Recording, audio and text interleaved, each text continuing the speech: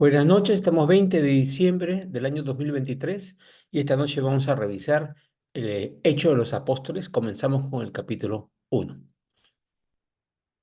Eh, Hecho de los Apóstoles fue escrito por Lucas. Lucas tiene dos libros. El primero es el Evangelio según Lucas, en el cual se lo dedica a Teófilo, que no sabemos bien quién fue, pero parece que es alguien de autoridad o importancia para él y le escribe dice lo que había prometido en orden histórico. Y ahora vuelve a mencionar lo mismo. El primer tratado, se refiere al Evangelio de Lucas, en el primer tratado, oh Teófilo, hablé acerca de todas las cosas que comenzó Jesús a hacer y enseñar, hasta el día en que fue recibido arriba, después de haber dado mandamientos por el Espíritu Santo a los apóstoles que había escogido. Ok, entonces Jesús escogió 12, sabemos, y uno de ellos, bueno, lo traicionó, ¿no? Que es Judas Iscariote. Lo que está contando acá es que está tratando de ser lo más detallado posible, ¿no? Entonces, ¿por quién escogió Jesús a los apóstoles? Por medio del Espíritu Santo. Eso es interesante, porque sabe que Jesús no trabaja por su cuenta, trabaja en asociación con el Padre, no hago nada que el Padre no me ordene o haga, y también con el Espíritu Santo, ¿no?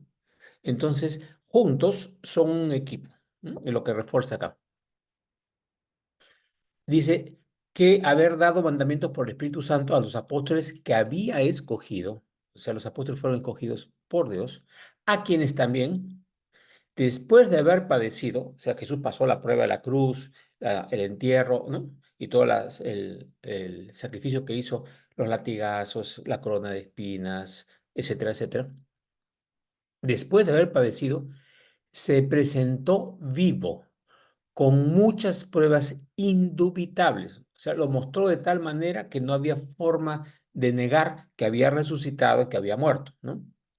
Apareciéndoseles durante 40 días y hablándoles acerca del reino de Dios. Jesús no dejó de transmitir el mensaje del reino de Dios mientras estuvo acá y luego cuando resucitó hasta el momento que partió, ¿correcto? O sea, 40 días. Versículo 4. Y estando juntos, ya estaban o sea, esos 40 días, pero estando junto con ellos, les mandó que no se fueran de Jerusalén, sino que esperasen la promesa del Padre. O sea, hay una promesa de Dios Padre y que la esperasen. La palabra esperanza estoy esperando lo que Dios ha prometido, por si acaso, no esperando lo que a mí se me ocurra. ¿Ya? La palabra esperanza en la Biblia es, yo estoy esperando que ocurra lo que Dios ha prometido y que va a ocurrir porque Dios lo ha prometido. La esperanza es una certeza, no es un tal vez, ¿no? Entonces ahora dice, que esperasen la promesa del Padre, la cual les dijo, oísteis de mí. 5. Porque Juan, esta es declaración fuertísima, ciertamente bautizó con agua, mas vosotros seréis bautizados con el Espíritu Santo dentro de no muchos días, no semanas, no meses, días. ¿Sí? Ok. Entonces, acá habla de otra cosa importante. Bautismo de agua, bautismo del Espíritu Santo. ¿Cuál es la diferencia? ¿Qué significa bautizar? Bautizar significa sumergir a. El bautismo de Juan era un bautismo de arrepentimiento, de declarar sus pecados y declarar que iba a cambiar. Se sumergía y decía, ahora salgo nuevo, ¿no? Pero es una promesa. En cambio, el bautismo del Espíritu Santo es cuando tú ya recibiste a Cristo, que Él ya te limpió, y el Espíritu Santo te sumerges en Él y Él te baña por completo y ya estás en Él. Es totalmente diferente, es un bautismo de poder. La salvación no viene del bautismo de agua, no viene del bautismo del Espíritu Santo. En el momento que recibes la salvación, en el momento que tú te abres a Cristo y lo recibes como Señor, en ese momento ya recibes el arras del Espíritu Santo. O sea, ya el Espíritu Santo entra. Pero el bautismo del Espíritu Santo es algo mucho más. en que viene ya con dones, viene con frutos, etcétera, etcétera, que es lo que vamos a ver dentro de un ratito, ¿ok? Entonces, una cosa es que ya tienes el Espíritu Santo y otra cosa es el bautismo. Bautismo significa inmersión total, te sumerges totalmente en él. Ahora, ¿permaneces tú sumergido o te sales? Obvio, en bautismo de agua tú te metes en el agua y sales porque no te vas a morir. Pero una vez que estás bautizado es que tienes que permanecer sumergido en Dios Padre, Dios Hijo y Espíritu Santo y vivir en Él, con Él, por Él, para Él. El bautismo es para eso, ¿sí? El Espíritu Santo. El bautismo de agua es un simbolismo del bautismo del Espíritu Santo, ¿sí? Muy bien. No voy a entrar más en explicación de bautismo, que vamos a hacerlo en otra clase. Versículo 6. Entonces, los que se habían reunido, en ese momento estaba un grupo de apóstoles, los 11 y algunos discípulos más, le preguntaron diciendo, Señor, ¿restaurarás el reino a Israel en este tiempo? O sea, ¿vas a hacer que ya en estos días, en estos años, se restaure el reino de Israel? Y Jesús le dijo, no os toca a vosotros saber los tiempos o las sazones que el Padre puso en su sola potestad. ¿Cuándo va a venir? No lo declaró, dijo que no era algo que teníamos que estar sabiendo. Tenemos que actuar cada día como si cada día fuera el último día para el Señor, o sea, con todo nuestro gozo, con todas nuestras fuerzas para Dios, ¿sí? Pero, dice en el versículo 8, recibiréis poder cuando haya venido sobre vosotros el Espíritu Santo, y me seréis testigos en Jerusalén y en toda Judea, en Samaria y hasta lo último de la tierra. Ok, entonces, ¿para qué es el bautismo de Juan? Era el bautismo de arrepentimiento, reconocer un error y quiero cambiar, ¿no? Pero el bautismo del Espíritu Santo es para recibir poder. Es distinto, es bastante distinto. ¿Mm? Ojo, cuando un día los discípulos de Juan Bautista le dijeron a Juan el Bautista, mira, los discípulos de Jesús bautizan y están bautizando más que nosotros. Y Juan le dice, es necesario que Él crezca y que yo mengua. Y ahí dice, pero Jesús no bautizaba a nadie, porque Jesús estaba esperando el bautismo realmente espiritual, el que nos va a dar poder, el que nos va a dar toda la capacidad para poder realizar la obra del Señor, que es el bautismo del Espíritu Santo. ¿Ok? Pero ¿para qué era el bautismo del Espíritu Santo? ¿Poder para qué? Que dice bien claro, ser testigos. ¿Qué significa? Decir, yo conozco a Dios, Dios se manifestó en mi vida y yo doy mi cara y mi vida por Él. Soy testigo de que Él es verdad, de que Él es Dios, de que Él es amor, de que es misericordia, etcétera, etcétera, etcétera. ¿En dónde tenían que ser testigos? En ese momento estaban en Jerusalén, en Judea, que era el reino, en Samaria, que era el sitio que ellos odiaban porque consideraban a los samaritanos como una porquería, y hasta lo último en la tierra. ¿Sé dónde tenían que ir? A todas partes, a los judíos, a los samaritanos y a los gentiles. Lean con cuidado esto, porque esto fue una orden de Jesús. Y en otra parte, en otro evangelio, cuenta pues que les pide lo mismo. Vayan y hagan discípulos de todas las naciones, bautizándolos en el nombre del Padre, del Hijo y del Espíritu Santo, ¿no? Eso también está en un evangelio. Ok. Y habiendo dicho estas cosas, versículo 9, viéndolo ellos, o sea, con la visión clarísima, fue alzado y le recibió una nube que lo ocultó de sus ojos.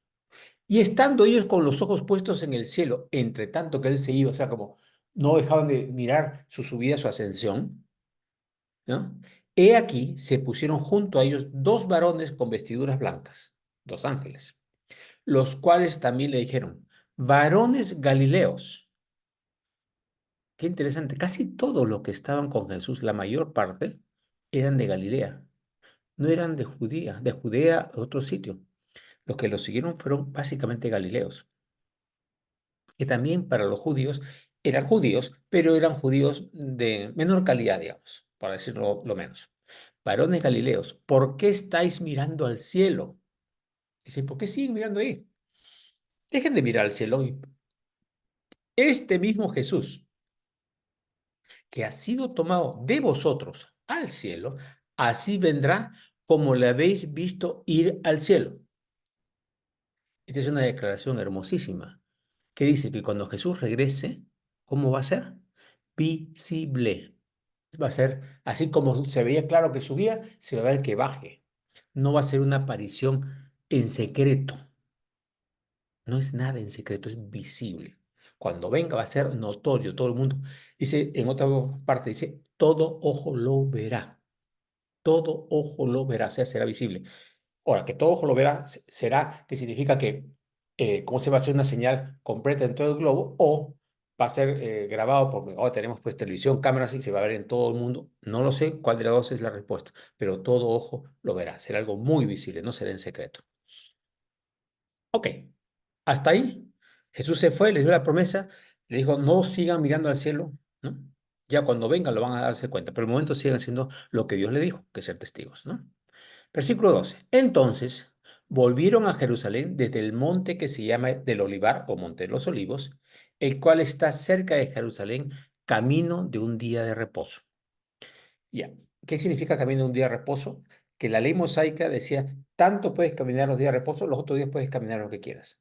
Eso es una cantidad exacta de distancia, que es, y así tú puedes calcular dónde quedaba el Monte de los Olivos, ¿sí? Y entrados a Jerusalén, subieron al aposento alto donde Jesús tuvo la última cena, donde moraban Pedro y Jacobo, que son Juan, Andrés, Felipe, Tomás, Bartolomé, Mateo, Jacobo, hijo de Alfeo, otro Santiago, que le dicen Santiago el Menor, Simón el Celote y Judas, hermano de Jacobo. Entonces acá tienes a 11. Versículo 14. Todos estos perseveraban unánimes en oración y ruego con las mujeres y con María, la madre de Jesús, y con sus hermanos. ¿Quiénes estaban juntos? Los discípulos, los apóstoles, perdón. ¿Quién más? Algunas mujeres seguidoras de Jesús, María, madre de Jesús, y sus hermanos. ¿Qué hermanos está hablando acá? Su familia física de Jesús. Acá hay una discusión enorme entre el catolicismo que dice que son los primos de Jesús y los no católicos que dicen que María tuvo hijos después de, como dice Mateo, que después de que María dio a luz a Jesús, entonces José conoció a María y tuvieron hijos.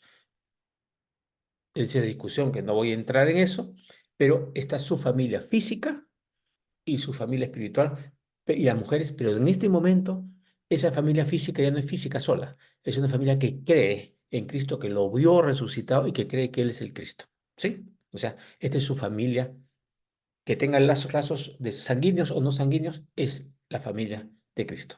Y nosotros somos su familia también, ¿no? Ok. Versículo 15. En aquellos días, Pedro se levantó en medio de los hermanos. Ok, acá la palabra hermanos es diferente a la palabra hermanos usada en el otro versículo. Esos hermanos eran hermanos familiares, en cambio estos hermanos son en medio de los hermanos, en medio de la familia. Porque acordemos que cuando Jesús está vivo, le dice, ustedes ahora son hijos de mi Padre y por lo tanto herederos y coherederos conmigo, ¿no? Entonces somos hermanos. Entonces nos llamamos hermanos y hermanas porque somos hijos del Padre. Entonces se levantó en medio de los hermanos y los reunidos eran como 120 en número, o sea, apóstoles, discípulos, mujeres, etcétera, etcétera, ¿no? Y dijo, varones hermanos. Aquí vamos a ver que Pedro todavía no capta lo que hacía Jesús. Jesús trataba a las mujeres igual, o sea, decía varones y mujeres, por haber hecho, pero decía varones. Hasta que Pedro aprendió que no había hombre y mujer en Cristo Jesús, pasaron muchos años. Para Pablo también. ¿Ok? Entonces, por eso dice varones hermanos. Era necesario que se cumpliese la escritura en que el Espíritu Santo habló antes por boca de David acerca de Judas, que fue guía de los que prendieron a Jesús. Está hablando de una profecía en un salmo de David, que se anunciaba la traición de Judas. 17, y era contado con nosotros. En otras palabras, era parte de nosotros. Y tenía parte en este ministerio, ¿no? 18, Judas, pues, con el salario de su iniquidad, o sea, le pagaron 40 monedas de plata, adquirió un campo y cayendo de cabeza se reventó por la mitad y todas sus entrañas se derramaron. O sea que murió en este campo que se llamó Acéldama. Ok. 19. Y fue notorio a todos los habitantes de Jerusalén, de tal manera que aquel campo se llama en su propia lengua, Acéldama, que quiere decir campo de sangre, porque está escrito en el libro de los Salmos, sea hecha desierta su habitación y no haya quien more en ella. Y otra, tome otro su oficio. Ok, aquí estos dos versículos, Pedro los tomó porque están escritos en alguna parte, ¿no? Están en los Salmos, pero no estaba sinceramente referido a Judas. Estaba referido a alguien que va a ser castigado. Posiblemente el primero se echa de cierta su habitación y no haya quien more en ella, sí puede corresponder a Judas. Y tome otro oficio es para cualquiera. Esencialmente, alguien ha dejado el camino del Señor, entonces que alguien lo reemplace. ¿Sí? Entonces no es para Judas específicamente, pero sí es una mención bíblica. Muy bien. Seguimos. Es necesario, pues, que estos hombres, que estos hombres, eh, que han estado juntos con nosotros todo el tiempo que el Señor Jesús entraba y salía entre nosotros, comenzando desde el bautismo de Juan hasta el día en que entre nosotros fue recibido arriba, uno se ha hecho testigo con nosotros de su resurrección. Ok, todavía no había recibido el Espíritu Santo y esta fue una decisión de sus apóstoles, pero ¿qué pasa? Es que ellos tenían en cuenta lo siguiente. Israel, 12 tribus. Jesús escogió 12 apóstoles. Ahora eran 11. Vamos a recibir el Espíritu Santo, vamos a ser testigos de él, entonces tenemos que ser 12. Entonces vamos a escoger uno. Y el asunto ahí era, como todavía no tenían el Espíritu Santo, estaban decidiendo por impresión propia. Pero después, ¿quién puso Jesús de apóstol? Pablo. No era el momento todavía para eso, pero ya estaban con el deseo. Por lo menos la intención era buena, pero no era lo que Dios exactamente quería. Pero vamos a ver qué pasó. 23. Y señalaron a dos, a José llamado Barsabás, que tenía por sobrenombre Justo, y a Matías. Y orando dijeron, tú, Señor, que conoces los corazones de todos, muestra cuál de estos dos has escogido para que tome la parte de este ministerio y apostolado del que cayó Judas por transgresión para irse a su propio lugar. Y les echaron suertes, y la suerte cayó sobre Matías, y fue contado con los 11 apóstoles. Ok, si tú dices, Señor, habla tú, y ahora vamos a tirar una moneda. ¡Ping! ¿Cara o sello? Si es cara, es sí, y si es sello, es no. Esa es la voluntad de Dios. Un poco difícil, ¿no? Nuevamente, todavía no habían recibido el Espíritu Santo, no habían recibido don de profecía, no habían recibido todos los dones de ciencia, todo lo que el Espíritu Santo va a dar. Entonces tomaron decisiones basándose en criterios humanos. Por eso esto es un buen ejemplo de lo que no hay que hacer. No digo yo, por favor, que no era una persona adecuada, que una persona buena para el ministerio, no estoy hablando de eso, sino no es la forma como debemos buscar la voluntad de Dios. ¿Ok? Muy bien, ahí se acaba el capítulo 1. Vamos al capítulo 2.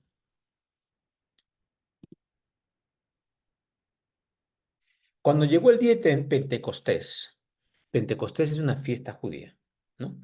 Más o menos es 10 días, bueno, de la Pascua a Pentecostés son más o menos 50 días. Jesús se apareció 40 días, entonces es más o menos entre 7 a 10 días después de que Jesús asciende a los cielos. Cuando llegó el día de Pentecostés, estaban todos unánimes juntos. Este es un punto importantísimo.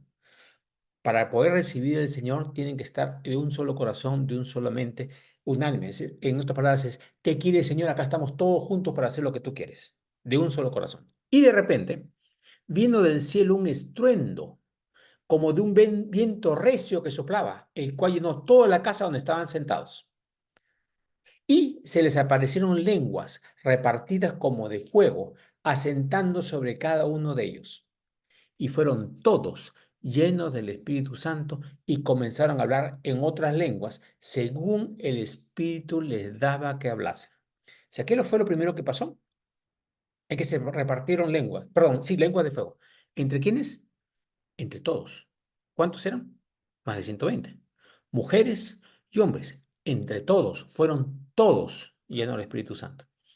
Ok, el primer don del Espíritu Santo que se manifestó fue el don de lenguas. No siempre es el primero que se manifiesta para el Espíritu Santo por una persona. Después eso lo explica Pablo en sus epístolas, en sus cartas. Pero este fue el primer don que se manifestó. Entonces, por eso hay gente que dice, si no has recibido el don de lengua, no has recibido el Espíritu Santo. No es así. La palabra dice que el Señor da a cada uno y reparte a todos según su propia voluntad. Algunos ciertos dones, algunos otros. El no tener un don no significa que no tengas el Espíritu Santo. ¿Ya? Por eso dice, según el Espíritu Santo le da que hablase en la lengua. No es qué lengua quiero yo hablar, sino el Espíritu Santo te hace hablar en una lengua específica. Ok, y ahí vamos. 5. Moraban entonces en Jerusalén judíos, varones piadosos de todas las naciones bajo el cielo. O sea, de todas las partes donde los judíos habían migrado por los escapes previos de la toma por Babilonia, por Asiria, se habían migrado a muchas partes distantes. Pero por la profecía en Daniel, que habla de las profecías de 70 semanas, se anunciaba que iban a pasar un periodo de 69 dómatas, que son más o menos 69 por 7 años, desde la orden para la reconstrucción del templo de Jerusalén hasta la muerte del Mesías príncipe. Entonces ellos sabían más o menos en qué época tenía que aparecer el Mesías y lo estaban esperando, pero no lo recibieron mientras estaba vivo, ¿ya? Pero lo estaban esperando. Por eso había esa gran cantidad de varones piadosos, gente que quería, ya va a venir el Mesías, acá estoy para ser parte de él y trabajar con él, de todas las naciones bajo el cielo. ¿Ok? Y hecho este estruendo, por esta bulla, se juntó la multitud y estaban confusos, porque cada uno les oía hablar en su propia lengua y estaban atónitos y maravillados diciendo, mirad, ¿no son galileos todos estos que hablan? ¿Cómo sabían? Por la ropa. Cada zona se viste de una forma específica en esa época. ¿Cómo pues les oímos nosotros hablar cada uno en nuestra lengua en la que hemos nacido? No en hebreo, en la lengua donde nacieron, el pueblo donde nacieron, lejos de Israel.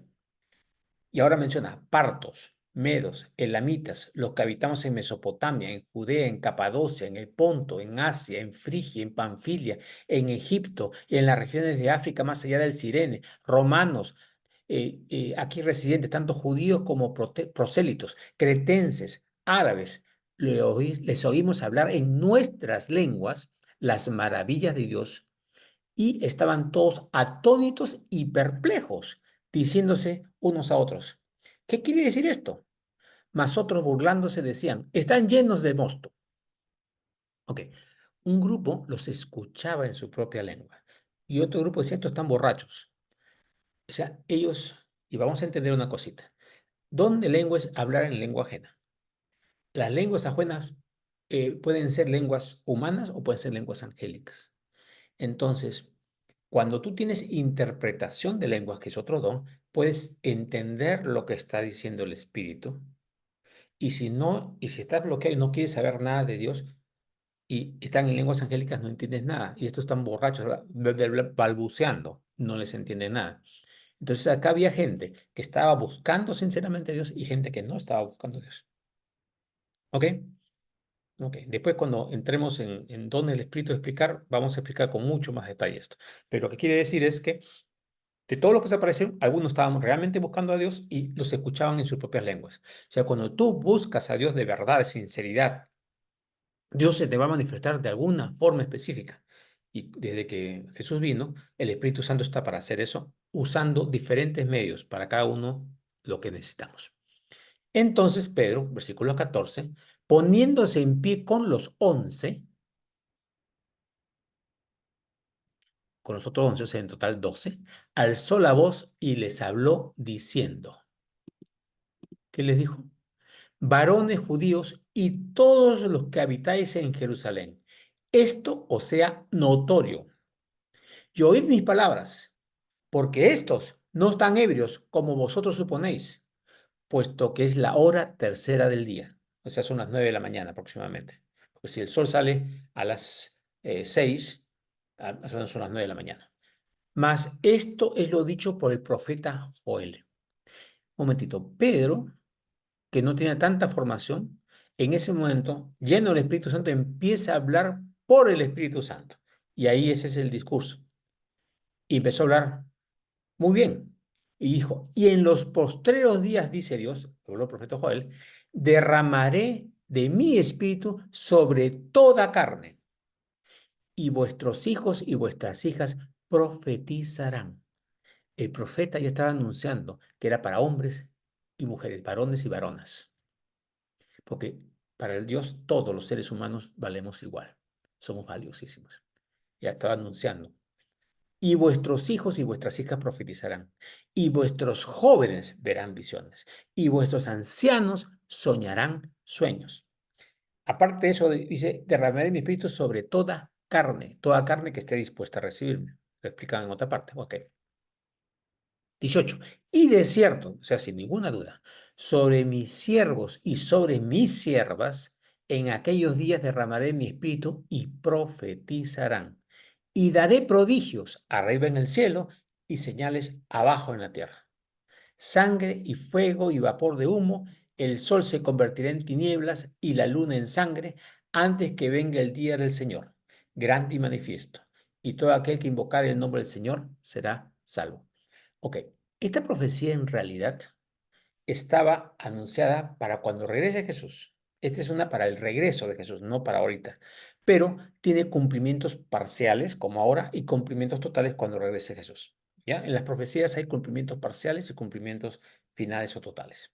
Este es un cumplimiento parcial porque todavía no hay esas señales que van a aparecer cuando Jesús regrese. En esa profecía de Joel está dirigida al tiempo del fin, ¿ya?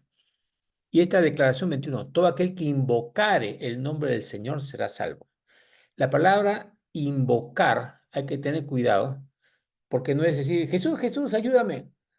No, es lo mismo que hizo el ladrón cuando estaba en la cruz al costado de Jesús, que le declaró Señor. O sea, invocar su nombre es, yo sé quién eres tú, yo sé que eres Dios y de ti me agarro y ahora invoco tu nombre, como reconociendo primero la autoridad del país, que nosotros somos sus súbditos, ¿ya? Entonces, todo aquel que invocar el nombre del Señor será salvo. Entonces, al invocarlo poco. Y por eso, el ladrón invocó su poderío, quién era él, y ese mismo día entró con Jesús al paraíso, como Jesús le anunció, ¿no?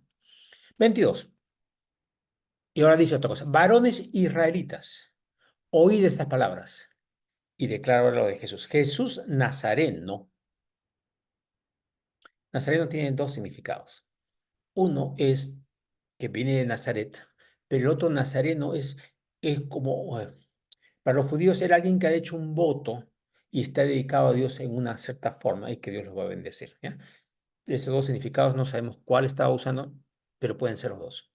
Jesús Nazareno, varón aprobado por Dios entre vosotros, con las maravillas, prodigios y señales que Dios hizo entre vosotros por medio de él, como vosotros mismos sabéis. Está diciendo, ¿ustedes habéis visto los milagros? ¿Habéis escuchado la palabra? ¿Habéis visto que realmente Dios se ha manifestado? Ok. 23. A Jesús, Cristo, entregado por el determinado consejo y anticipado conocimiento de Dios. En otras palabras, esto no era desconocido por Dios. Dios sabía lo que venía y él dijo, pasen porque necesitamos que pase por esta cosa. Dios ya conocía, Dios no ignora nada. ¿Y qué dice ahí? Lo prendisteis y lo matasteis por manos de inicuos, crucificándole.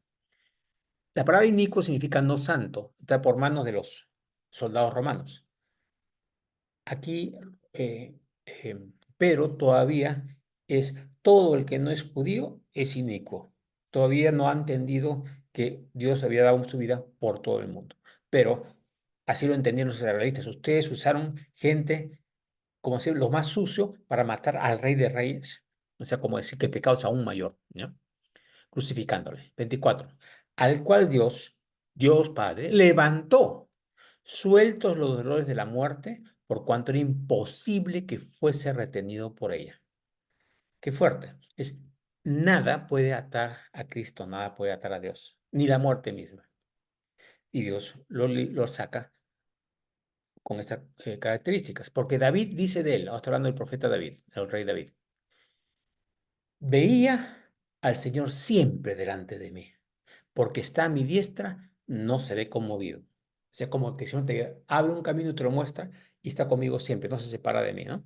Por lo cual, al saber esto, mi corazón se alegró y se gozó mi lengua.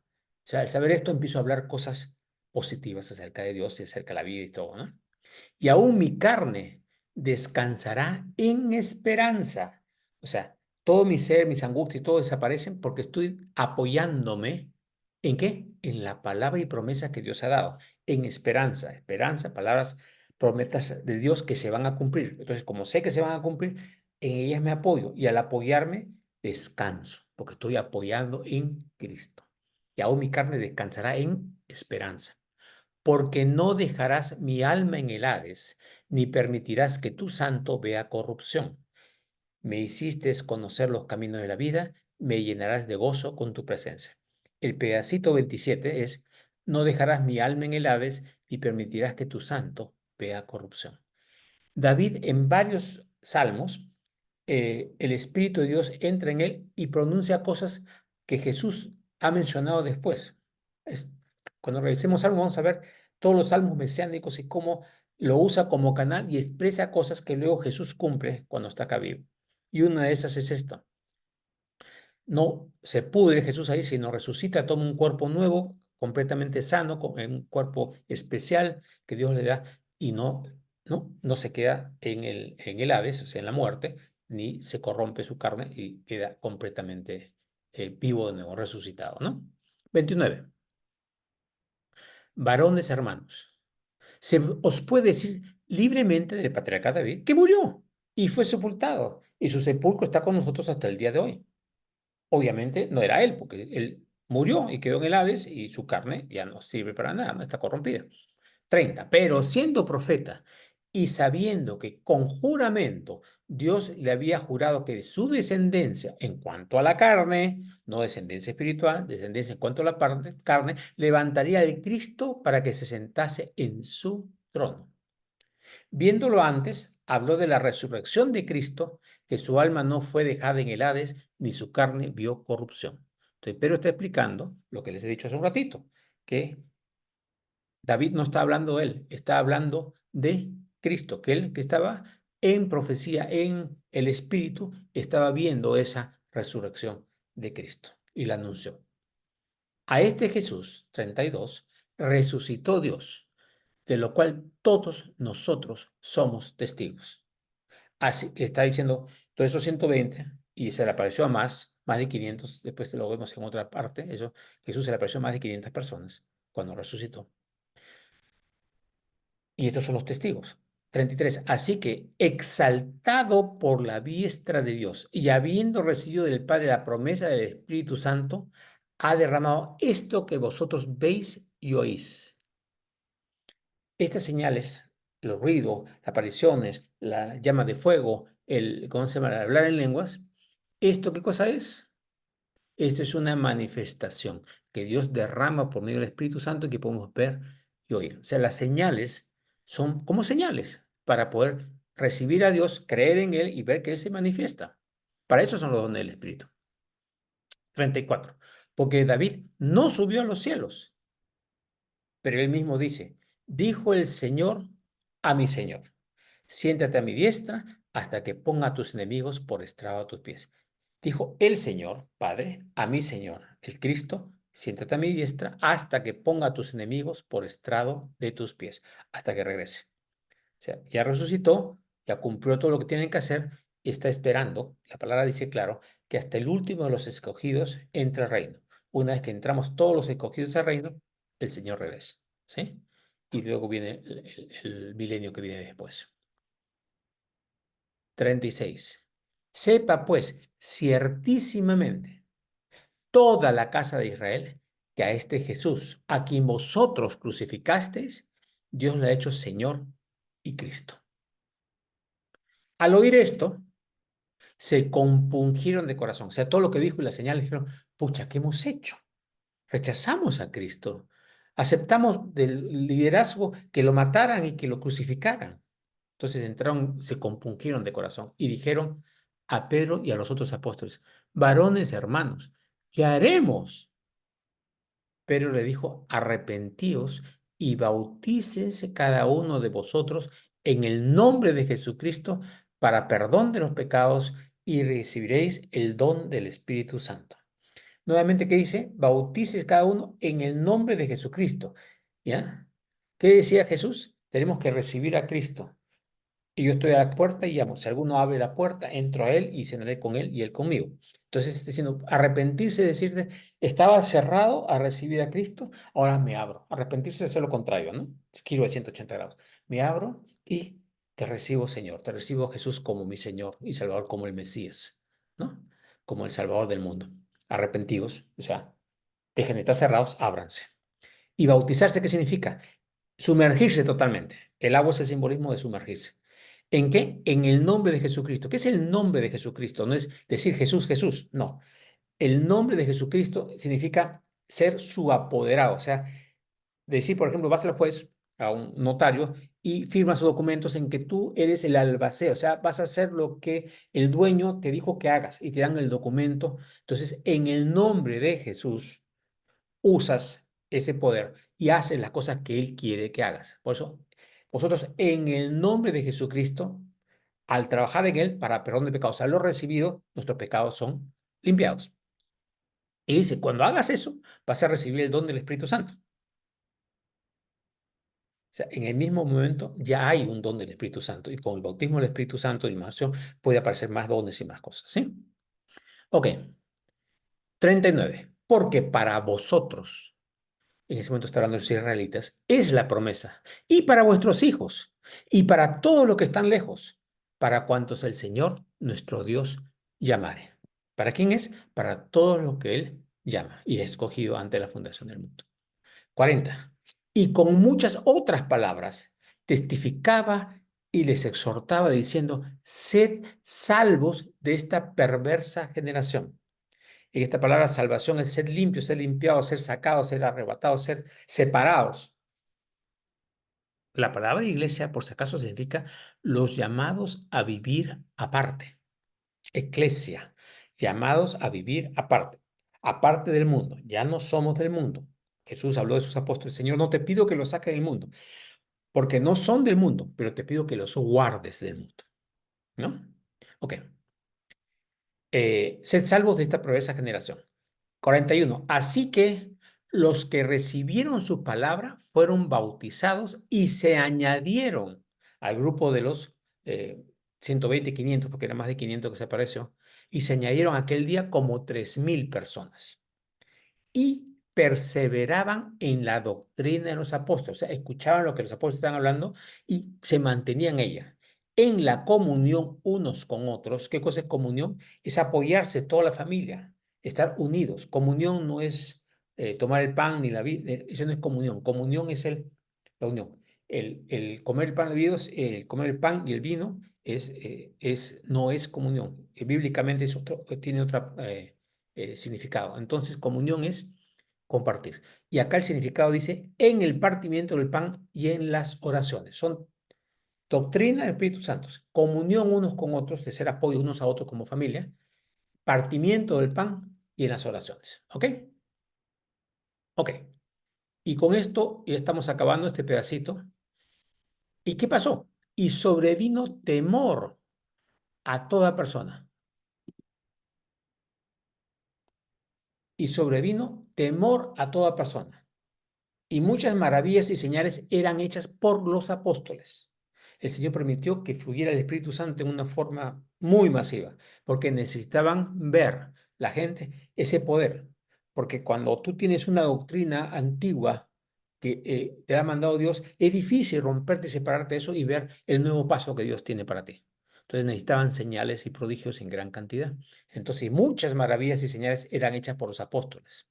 Siguiente, todo lo que creían, o sea, todo lo que recibieron a Jesús, esa es la palabra creer, pisteu, introducido dentro de uno, estaban juntos y tenían en común todas las cosas. O sea, no podían ya separarse, eran familia. Ese era el sentido de la iglesia. Y vendía sus propiedades y sus bienes y los repartían a todos.